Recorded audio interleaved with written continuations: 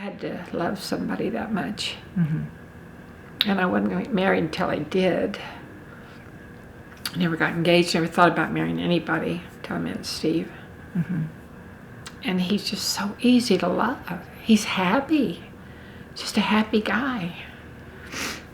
And he laughs so easily. Well, I thought there was some chemistry, and we got along well, and she was unique and different, and all of that. And I always say that's the reason I had to go to Los Angeles, was because she was there waiting for me, and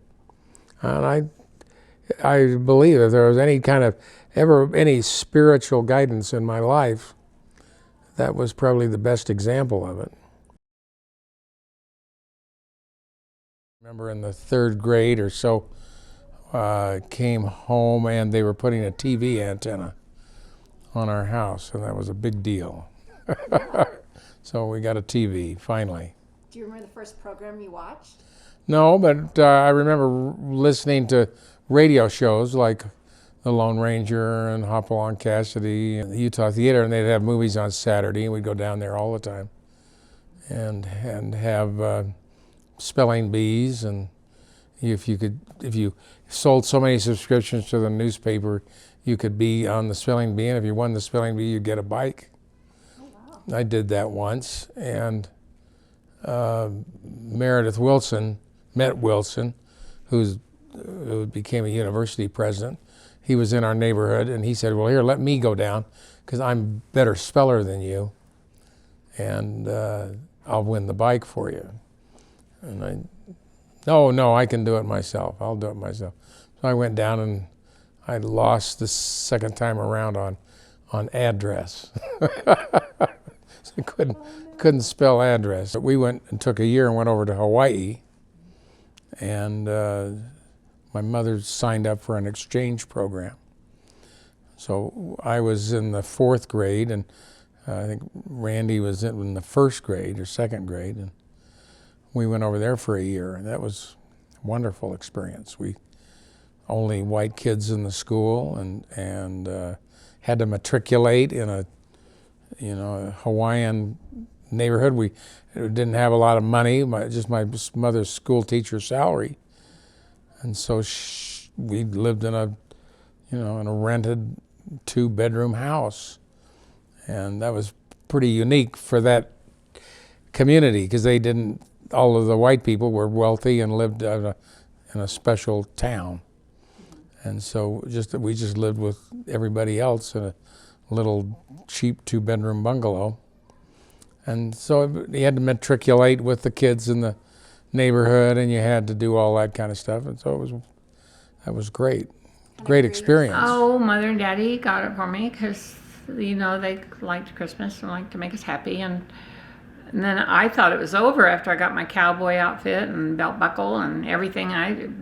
Boots. It was the best Christmas ever. And then they took me to the door, and I looked out there, and oh gosh, it was so wonderful. They had this pinto horse out there, and then I got on it and rode about a half a block, and it bucked me off.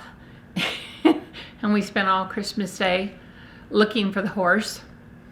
And after about a year with a really hard horse, he would buck me off, roll me over in a pond, take me under a barn and knock me off here. And it was just really hard horse. It was like I said, a pinto. And we sold him to the neighbor boys down the street. Well, I ran for Miss Fort Smith my senior year, and this one lady from another school helped me put together from John Brown's Body or something, Scarlett O'Hara scene, and I won first runner-up, but I didn't win. But anyway, that was a big deal in little southern towns. Yeah. Graduated in 1960. I played in the dance band for 2 years. That was a lot of fun. Which instrument? I played the saxophone and clarinet. An interesting thing happened to me while I was in the National Guard. They had a program or a way you could apply to become a jet pilot. So myself and 2 other friends applied, and we were accepted, and we were supposed to go to jet flight school, and I had on my mission. I had gone on my mission and come home, and on my mission, I'd gone to East Germany, because in those days you could go over to East Germany. You just had to go through Checkpoint Charlie, and then you could go into East Germany and tour around. So I'd gone, after my mission, I went to East Germany. So they said, well, you've been to East Germany, you have to have a super secret clearance. And so I couldn't go with my friends who went to jet school. And then in the 6 weeks or so, that extra time that took, the military Air Force changed their policy and said, if you go to jet school, we can't guarantee that you won't be flying helicopters. And which, if you flew a helicopter, you was 100% going to go to Vietnam. So I just didn't go. And that was a major turning point in my life, I guess. In my mission, there was a problem, a so-called political problem, in that there were kind of the frat boys and the farmer boys, or not frat boys. And the initial part of my mission, all of the frat boys were in. And that was Quentin Cook and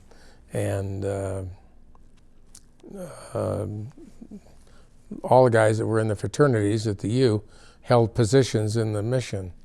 And then when President Hanks came in, he turned that upside down, and all the farm guys, or the rural guys, became leaders, Jeff Holland being one of them. And so that all was going on. And then here I am, anxious missionary, wanting to rise up through the ranks, And so anyway, finally became a supervising elder.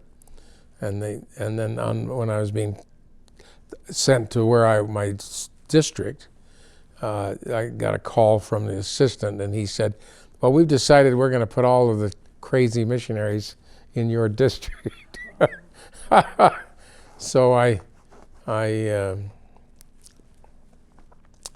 didn't know how to feel about that, but I did have all the crazy missionaries. So I had a lot of really interesting experiences, working with them. And some of them were good missionaries, but most of them were they all had their problems. And so there was a real challenge to that, but we got through it and we were successful. Fort Smith was always too small for me. Mm-hmm. So I went down to LSU in Baton Rouge, and I thought I'd go into nursing.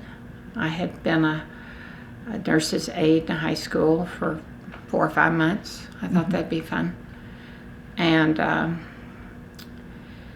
joined Tri-Delt sorority down there and did that whole big university thing. Went down there for summer school, and then got terribly homesick, oddly enough. Missed my mother like crazy. I rode her nearly every day with American Airlines. And they based me in New York City. And that was just a thrill, just such a thrill. And so I started modeling bathing suits in the showroom, his bathing suits, Ole Cassini's. And then I modeled fake furs and bridal gowns, and just showroom modeling, Mm-hmm. And then I won the Numa Beauty for that school. It was really cool. Mm-hmm. It was just kind of heady stuff. Just get your picture in the yearbook, nothing, get a little crown that night or something. So I went to San Francisco, got a roommate, moved to the newspaper. She was just delightful. And after 2 months, I worked for John Carl Warnicke. He, at that time, was dating Jackie Kennedy. He was dating Jackie Kennedy, yeah. And he was doing Market Street. If you've been to San Francisco, he did all that Market Street, a very famous architecture firm. Did you ever meet Jackie Kennedy? No, but no. Mm-hmm. No, I didn't. I didn't even put him through. I was a receptionist. Mm-hmm. And that was such a bust. I told him I'd get my typing up, and this guy that hired me, he just thought I was so cute. Mother had me in all these cute clothes that she's always sending me clothes. And so I looked very classy, and I said, I'll work on my typing. And these architects that come up to me and have me do stuff, and I don't know anything. And after 2 months of that, my roommate was going to go to LA. She wanted to get to the sun. And I wasn't going to lose her, and I said, I'll come with you. I'm done with this too. And we went down, and we lived on Clark Street, Robertson Boulevard. It's a Beverly Hills zip code, but it's not in the nice part of Beverly Hills. So we did that. Oh, and I looked up Peter Pan again that I had modeled for. And I started modeling for them in LA. And it was awful. All these jobs are really awful. Until I taught school, everything was pretty meaningless, you know. But the people were nice, and the people I worked for, and then I think I said enough of this, and I'm going to quit this, and I started interviewing for jobs, teaching jobs. Well, I ran for political office. While a student? Well, I was a student. I was a student body treasurer. Was that what I was? I was a student body something. And I was also on the chairman of the Artists and Speakers Committee. So I was able to, I brought Bill Cosby, and he came to the U before he was Bill Cosby. Oh, before he was the big deal. Yeah. How did you know about him? Well, he just been popular, and he'd just come out with his first record. Okay. And so we got him for $2,500, which was a bargain. And by the time we booked him, and by the time he got there, was kind of like a 3-month span. So he'd become more popular, and I mean the place was just packed, jam-packed with students, you know. And Do you remember what you thought of him? he was a nice guy. He was a very nice guy. He was a jock, you know. He was. You could tell had his Temple sweatshirt on, and he was just a jock. And he was very nice and fun. I was introducing him out on the stage, and then he came over and started rubbing my shoulders and scratching my arms and all of that, telling me not to be nervous and all that kind of stuff. Yeah. So that was a highlight. I ended up going to taking an accounting job with Price Waterhouse in San Francisco. I went down there. I'd just seen the movie 1,000 Clowns.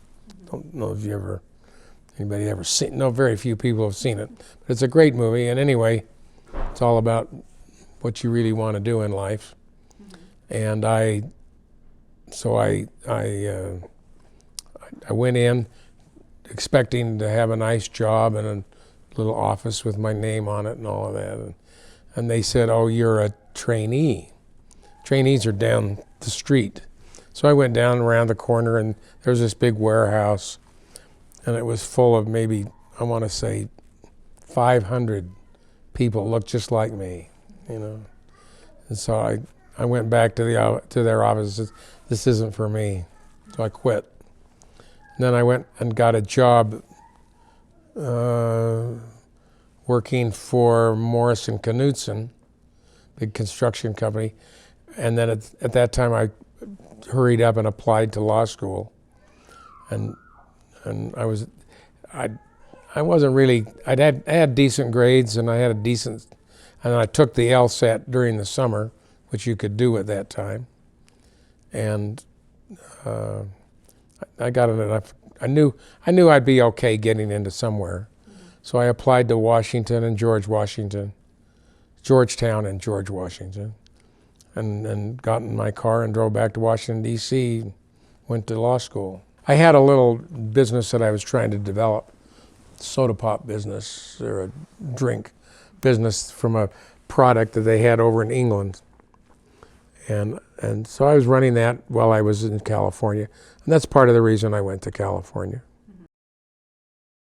I met Kelly in a restaurant, and we became fast friends. I met him at a place called Brentwood Inn, and it was a single place, one night a week. And he was there, and I was there.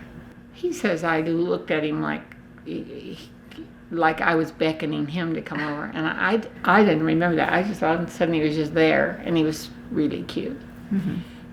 Then we dated through that year, and she went to stewardess school to become a stewardess for TWA, and we thought she'd get reassigned back to Los Angeles, but she didn't. She got reassigned to Boston. So I went to Boston for the summer, got a part-time job renting apartments for this real estate guy, and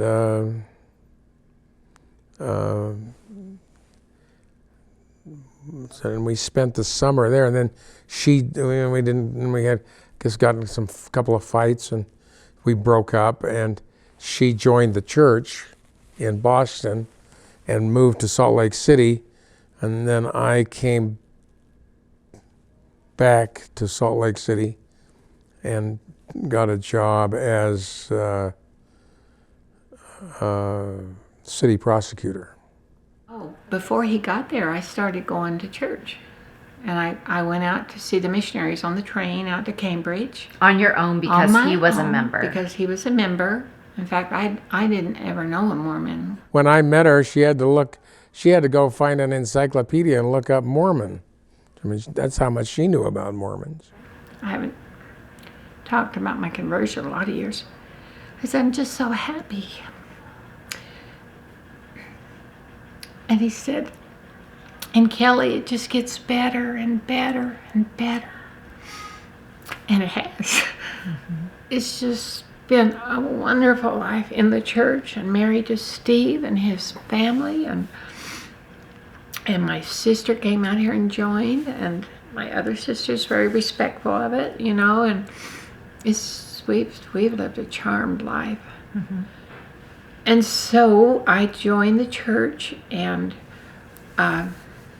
he still wasn't saying, let's get married, right? So Was this bothering you at the time? well, yeah, and he denies it still to this day. But he's a very smart guy. I mean, he's an attorney. He's a level-headed guy, and you know, he probably wanted to see if it would stick, or whether I knew he didn't doubt my sincerity, but maybe. I don't know. He says that's just not true. I think he was just cautious, you know. He was going on 30. We fought a lot about it. I said, well, when are we going to get married, you know? And then he said, one day he said, well, okay. And that was his proposal. And I said, does that mean I can go tell everybody? No. That's when I told him I loved him. I said, well, I love you. Do you love me? And he said, no, I love you. So we're back here in Salt Lake at his mother's house. And then I said, well, when are we going to get engaged, Steve? And, you know, because he always kept saying, you're the one, you're the one. I got to get more settled in a career. And he was doing something. I forget what he was doing, I think he was a city prosecutor or something. I don't know. Yeah. And he was trying to get settled too, just to go about this a little more maturely than I did, I guess. And I said, what does that mean? I can go tell everybody we're engaged in? He said, okay. I mean, at this point, I had no pride. You know, it was awful. One time on 7th East, I jumped out of the car and I said, nobody's ever treated me like this. I have never put up with this with anybody. They didn't call me back. Then I ran for city commission that same fall, and I won. But it was a big deal for me, and it was great. My life changed overnight. You know, had a big office, had a secretary, and was in charge of the streets department. And you know, I really liked it. I thought it was terrific. And so, I think we had about 500-600 employees in my area that I controlled. So we did all kinds of things. We paved 8 South, Sunnyside Avenue, and we did a bridge over the railroad tracks, and had all kinds of projects going. So I went into it with, I'm going to do a good job kind of thing. So I got focused on being a good job. I spent So then I spent 4 years doing that. So that was 72 to 76. So I went into private practice as a lawyer, and we did that for a while, and then we bought What kind of law are you doing at this just point? anything that walked through the door. Okay. And at that time, while I was still on the commission, my brother and I together bought the Ochre School at an auction, and we started remodeling it, turning it into offices. Mm-hmm. So by the time I got out, the building was either in the process of being remodeled, and I had an office and put my office there in the Ochre School, and I was there for 20 years, 25 years. So we bought Boyd Martin Company. In the process of buying the Boyd Martin Company, the seller, Bob Murray, said, well, I just bought this other company, and I really don't want to do it either, so if you want to buy it, you can buy it. I'll sell it to you essentially for the same price I paid for it. And so we said, yeah, well, we'll do that too. So in 78, 79, we bought the Boyd Martin Company and the Steve Regan Company. And what kind of companies are these? Well, Boyd Martin was a golf course equipment, lawnmower distributorship, Rainbird distributor.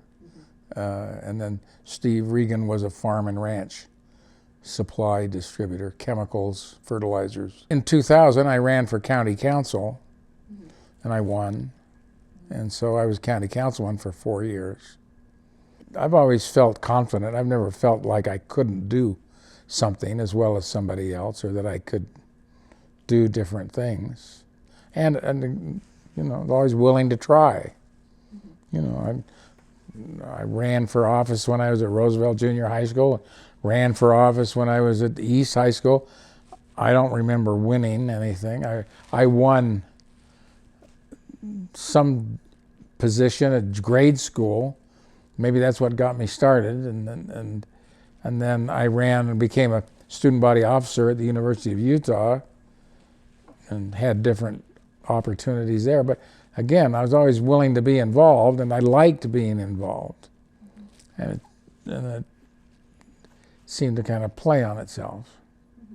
But it was a confidence that, hey, I can do this, and give it a try.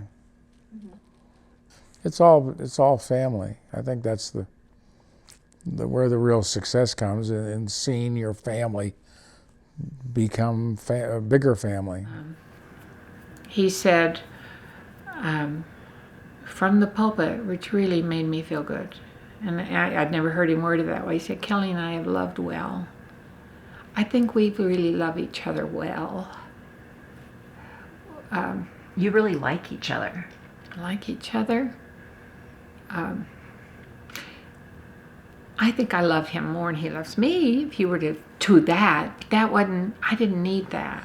Well, I think it's everybody needs to have a hierarchy of values, and it starts with the belief in God, and then kind of works down from there. And if you have that hierarchy of values, then you have a direction to go in. Direction to I will live my life this way. I will do things this way. And the gospel provides that. The gospel provides you with a spiritual touchstone to the spiritual side of life. And there are two sides to life, spiritual side and a temporal side or physical side. And it's important that you stay in touch with both. My favorite saying is what's found in Oh My Father, third or fourth verse, when Eliza Snow says, sometimes a secret something tells you you're a stranger here, wandered from some exalted sphere. You know, it's that secret something. If that secret something's talking to you, you need to listen. Well, I think the only one that was really impactful was being Bishop of the Singles Ward. That was That was a gift, a real gift, you know. I think anytime you get involved that deeply and that extensively with other people and other people's lives, it shows you the value of the gospel, the value of religion, the value of involvement, value of love. I've just been grateful. I've never doubted it for a second. Not 1 second. That's been a gift. They say a testimony is one of the gifts you're given. Some are given, some are not given that gift. The You gift know? of faith is what The you gift have. of faith, yeah. That's been a real blessing to me. That's what's made the whole thing smooth sailing, right? That we're both on the same page with that. We both know who to turn to. We pray together. We don't get too far off track because the Lord is guiding And us. having a wife who loves you is a wonderful, wonderful, wonderful experience. And a grounding experience which allows you to go on and do other things. I mean, I feed him every night and I feed him every morning a hot meal and never miss because I want him healthy and because he loves that. Yeah. I don't know. We've never been to counseling because we just know we'd sit there and make a fool out of the counselor, right? We'd have our inside jokes and it would just we don't need it ever. He's my counselor. What's your favorite memory of your marriage, or the favorite moment where you're like, I'm really just like in the blessed marriage?